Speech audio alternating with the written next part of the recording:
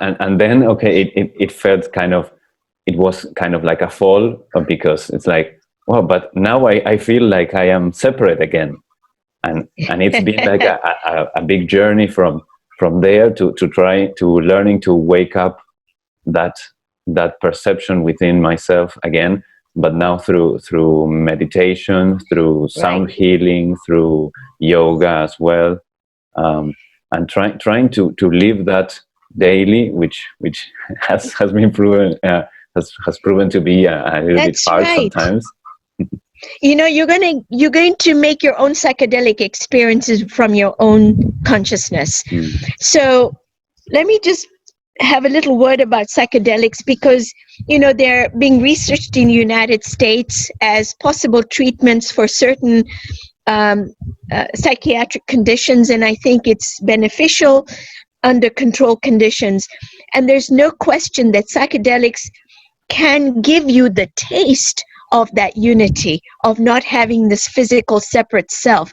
And it can be a doorway for a jump in consciousness, but also you have to be very careful, because unless you have done the work, as you said, you can fall, and the fall can be so hard, and you can actually go into a crisis. So I want your listeners to be very aware. These things exist: alcohol, cigarettes, food, chocolate, sex, all of them exist. Be very careful. Have moderation and retract. The Bhagavad Gita says, have the sensual pleasures, but restrain. Have the wisdom to restrain and withdraw into your shell, so you can digest these experiences, so they can be information that's built into you, so you can rise beyond them. Do not get limited by them. Go beyond them. And this is why I say, for psychedelics and all that, don't experiment, because they are, unless you have a guru, a teacher who can lead you through it, you're going to be alone. And you can have a big crisis. Don't go there. So I'm of the, and I really appreciate what you said, Rafa, that you really question. You are very fortunate. You have karma that is very fortunate that you recognized. You didn't hanker after that experience, And I'll tell you what happened to me after the Buddha relics in a moment.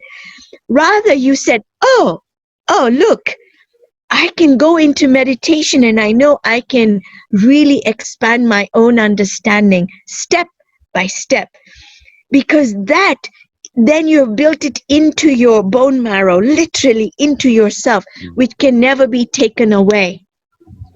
And you will not have a crisis. Okay? For me, after the Buddha's relics, I was in a crisis. Honestly, I'm sorry, I'm wiping my nose here. It's cold and the sun is coming out. It's cold.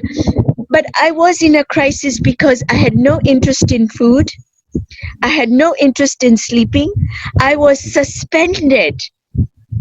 I had the knowledge of this physical, but I was not interested in it. But I am a doctor. I have to go to a clinic. And so I prayed that this condition, this ecstasy be removed. I was in a kind of ecstasy, and I said, no, I had to pray for the state to be removed. I wasn't ready. I went into a crisis.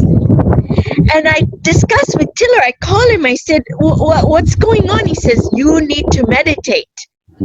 You are not ready for higher states of consciousness, and you have been given the privilege, a taste of it.